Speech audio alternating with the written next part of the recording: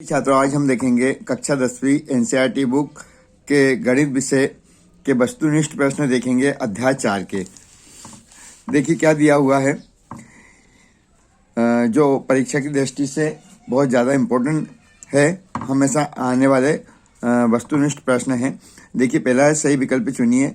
दिया है, यदि द्विघात समीकरण ए एक्स वर्ग प्लस बी एक्स प्लस सी बराबर 0 के मूल समान हो तो समीकरण के विभक्तिकर का मान होगा, वो होता है 0। अगला है, समीकरण एक्स वर्ग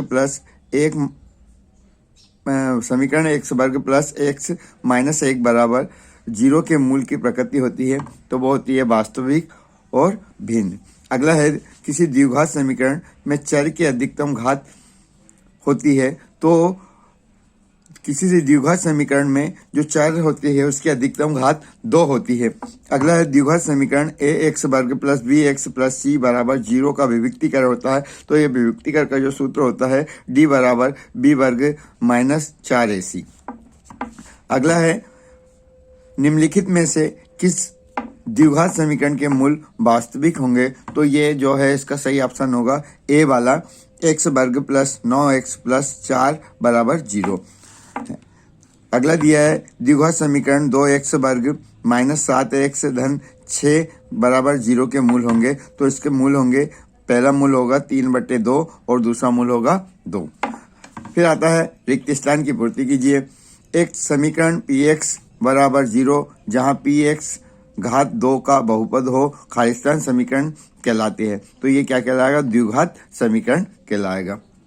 जिस समीकरण में px घात कितनी बताया 2 होगी, तो वह बहुपद द्विघात समीकरण कहलाता है।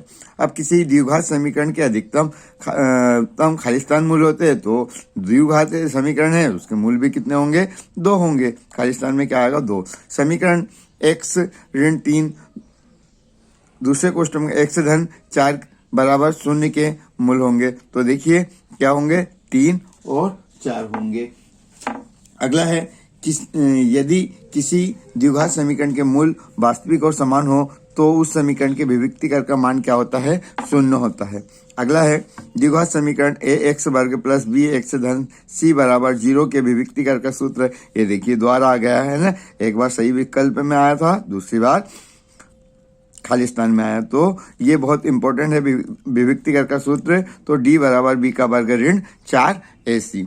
अगला है, एक द्विघात समीकरण के एक से अधिक मूल हो सकते हैं, यह सत्य है। फिर है, समीकरण x कोष्ठक में x ऋण 1 बराबर 0 के मूल होंगे, मूल 0 और माइनस 1 होंगे, तो यह असत्य है ना, क्या है, असत्य है। क्योंकि हम यदि देखते हैं कि ये इसके मूल ज्ञात करना है, तो हम इस प्रकार भी देख सकते हैं, ये x और x ऋण 1 बराबर 0, तो इसके क्या होंगे, x बराबर 1 तो 0 हो जाएगा और दूसरे में x माइनस 1 बराबर 0। इसका जब पक्षांतर करेंगे तो ये प्लस 1 में आ जाएगा, यानी 0 और क्या होना था, 1 होना था, लेकिन यहाँ क्या बोल रहा है, 0 तो बोल रहा है लेकिन -1, बल्कि +1 होता तो सत्य हो जाता, लेकिन -1 है तो वो असत्य हो गया। अब यहाँ पर समीकरण x वर्ग माइनस 4x धन 4 बराबर 0 के मूल समान होंगे, सत्य है।